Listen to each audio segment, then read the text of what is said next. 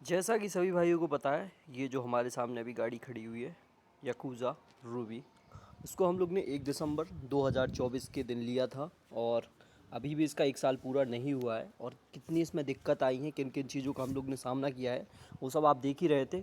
और उसी चीज़ में चलते चलते सब सही चल रहा था, फिलहाल सुधर के आ गई थी और फिर से एक दिक्कत सामने आई है। क्या दिक्कत है वो हम आपको दिखाते हैं।